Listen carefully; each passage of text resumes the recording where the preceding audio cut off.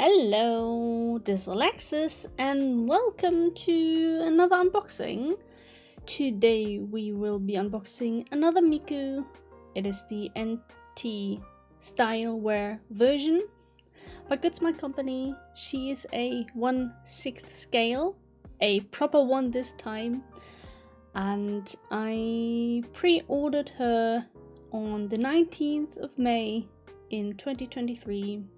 I pre-ordered her on Amazon Japan, so the total came about 28,000 yen, which is round about, with the weak yen back these days, is around 160 bucks or euros.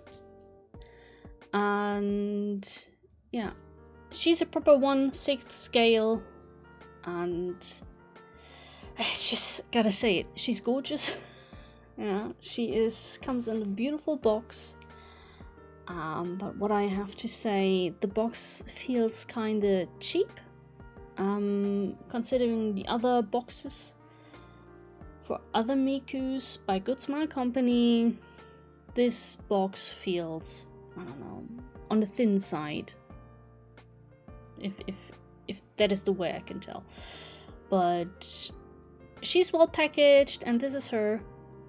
Of course, the twin tails are separate, which is fine, to be honest. But she's well packaged. The blister, as usual, no complaints.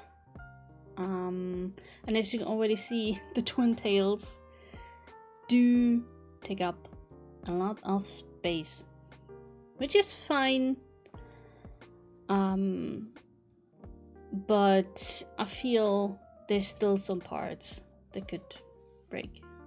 But luckily mine didn't, and I haven't heard of any bad breaks. But it can always happen, especially if you want to repackage her, blah blah blah. But yeah, the base, let's move on. The base is pretty simple because the figure is the main stopper here, so the base doesn't need to be anything super fancy. It's a nice blue to white gradient, and on the back you can see the print, the art by Rella, of course. Rella kinda never disappoints, so the art for this figure is really gorgeous. And I have to say that, yes, they really put the art into 3D as a figure. And I wasn't too sure about the gradient and the shading in the hair, but in the end it was really gorgeous, and I'm happy to have picked her up. And here comes, of course, the Miku herself in this beautiful skirt blouse mixture, and the eyes are beautiful, the gradient on her hair, the shading, the shoes are a bit bleak, I gotta say. I'm not too much of a fan, but the whole details are just really well done. You can take off the head to put on the twin tails.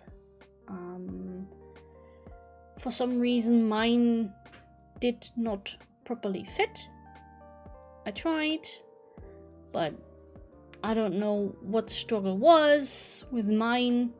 But I had to do it off camera because it just took too long. And this is her. And she's gorgeous. You can really tell the size was a good choice to bring this figure to life. To really put this figure into a 3D version. And yeah, the hair, of course, is huge. But we're kind of used to that with some Mikus. And the details are really there. And yeah, as you can see, despite being a really simple figure, she does take up a lot of space in a way. because of her hair. If you have the chance to pick her up, do it, because it is a big Miku compared to other 1/7 scales, and she really is like the prototype. These days, some Miku figures, wink, do not turn out like the prototype, but this one absolutely did. Good Smile Company did not disappoint. So if you have the chance to pick her up, do it, because she's gorgeous. Simple as that. And yes, thank you for watching this small unboxing, review, rambling. And yeah, I'll enjoy this figure for a bit. She fits well with the other Mikus. And thank you for watching, and see you next time. Bye bye!